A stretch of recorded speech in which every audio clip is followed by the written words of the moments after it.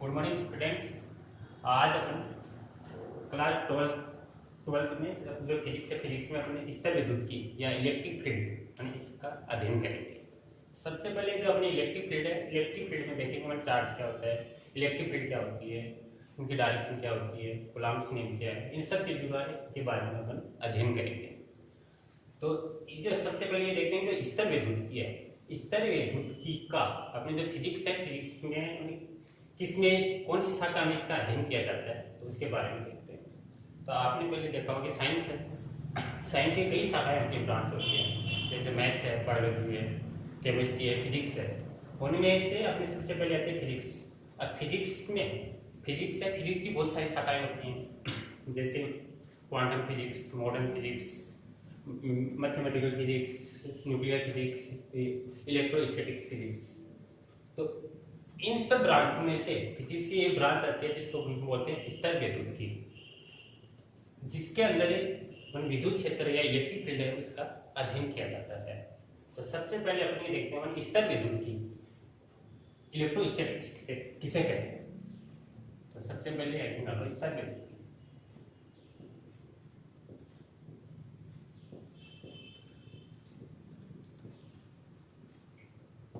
तो स्तर विद्युत की बोलते हैं भौतिक विज्ञान की,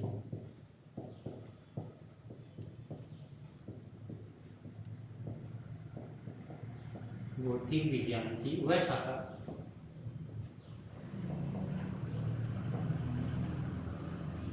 जिसमें स्थिर आवेश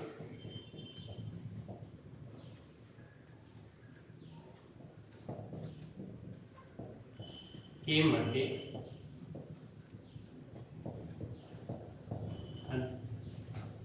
अन्योन्य क्रिया का अध्ययन किया जाता है। अध्ययन किया जाता है स्तर विद्युत की फिजिक्स की वह शाखा जिसके अंदर मान जो चार्ज होता है, कांस्टेंट होता है, स्थिर आवेश है, उस स्थिर आवेश के मध्य अन्योन्य क्रिया या उनके जो गुण धर्म है उनका अध्ययन किया जाता है, वही क्या कहलाती है, स्तर विद्युत की कहलाती है।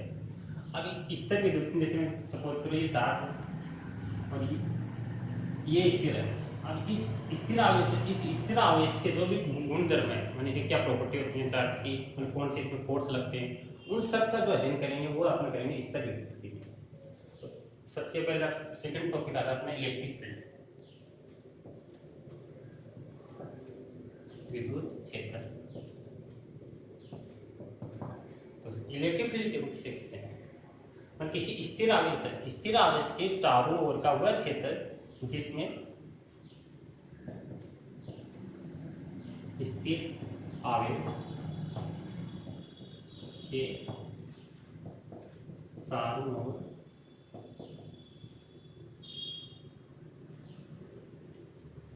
का वह क्षेत्र जिसमें बल अनुभव किया जाता है।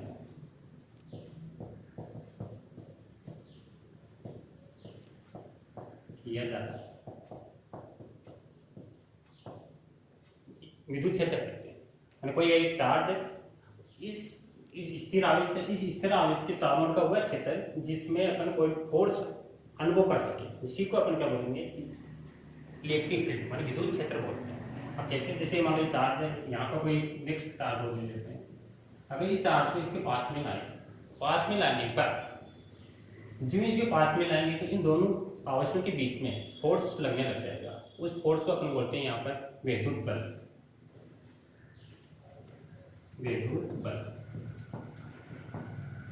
अब ये जो विद्युत बल है दो तरह का हो सकता है, या तो आकर्षण प्रकृति का हो सकता है या फिर प्रतिकर्षण प्रकृति का हो सकता है। तो इसके पश्चात अपन अपना टॉपिक आ रहा है चार्ज।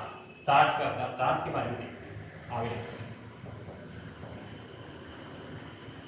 चार्ज क्या होता है कि कोई भी पदार्थ है, किसी पदार्थ का वह गुण जिसके कारण या तो वह विद्युत या फिर मैग्नेटिक चुंबकीय गुण प्रदर्शित करता है, वही क्या कहलाता है, आपका आवेश कहलाता है। पदार्थ का वह गुण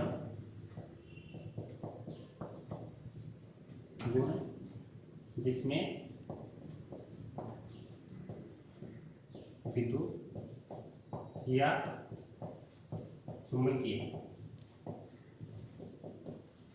गुण प्रदर्शित करता है।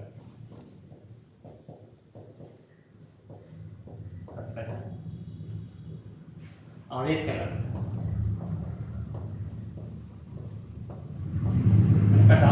कोई भी पदार्थ है, किसी पदार्थ का वह गुण जिसमें या तो वह इलेक्ट्रिक या मैग्नेटिक गुण प्रदर्शित करेगा, वही क्या कहलाएगा, आवेश कहलाएगा। अगर चार्ज स्थिर है तो स्थिर आवेश है, स्थिर आवेश के कारण जो फोर्स लेगा वो होगा इलेक्ट्रिक फोर्स होगा। अगर ये चार्ज अगर गति करे, मोशन में हो, तब आपका जो फोर्स लगेगा तब वो होगा मैग्नेटिक फोर्स का, मतलब इसको हम चुंबकीय बल बोलते हैं। तो चुंबकीय बल है, इसका अध्ययन आगे वाले जो लेसन है उनमें अध्ययन करेंगे।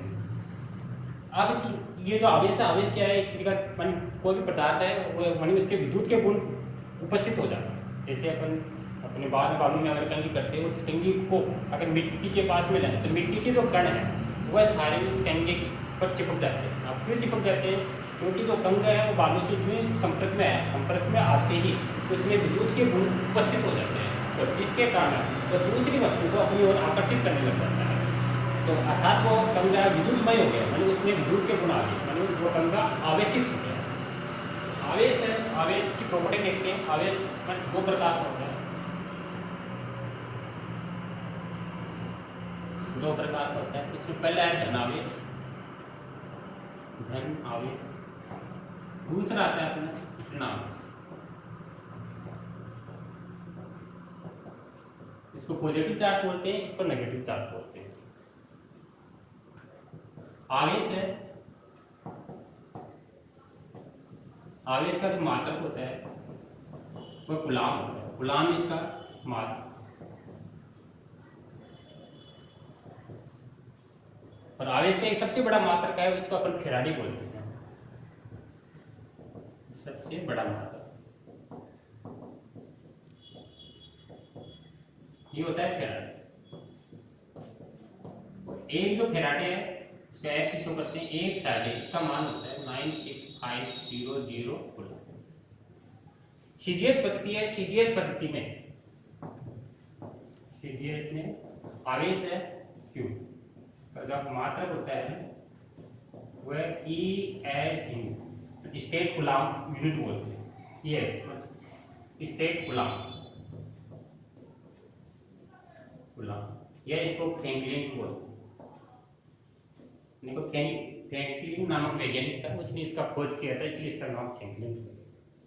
इसके पश्चात तो ये अपने आवेश के बारे में देखा। इसके पश्चात जो आवेश है, उन आवेशों के मध्य फोर्स लगते हैं, या तो इसमें आकर्षण प्रकृति का होगा या फिर प्रतिकर्षण प्रकृति होगा। तो इसके आधार पर फर्स्ट नियम आता है कूलॉम का नियम।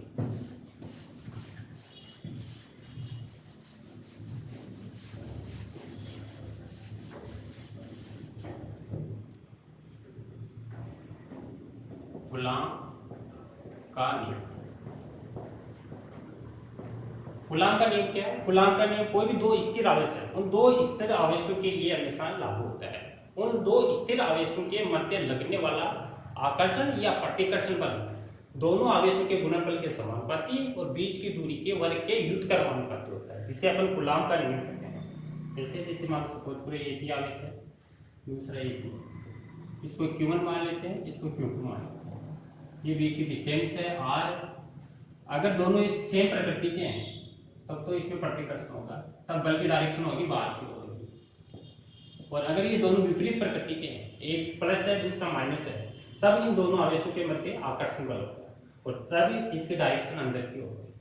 तो कूलॉम का नियम है, माने दो स्थिर आवेश है तो इन दोनों स्थिर आवेशों के मध्य लगने वाला बल दोनों आवेशों के गुणनफल के समानुपाती और बीच की दूरी के वर्ग के व्युत्क्रमानुपाती, अर्थात Q1 Q2 अपॉन में R स्क्वायर, A बराबर K Q1 Q2 upon R। और K यहाँ पे स्थिरांक है और इसकी वैल्यू होती है 1 अपॉन में 4 पाई एप्सिलॉन। ठीक है बच्चों, आज अपने इलेक्ट्रिक फील्ड के बारे में पढ़ा। मैंने आवेश क्या है, आवेश के बारे में देखा, विद्युत क्षेत्र क्या है, स्थिर विद्युत क्या है और कूलॉम का नियम क्या है, इन सब चीज के बारे में जाना। थैंक यू बच्चों।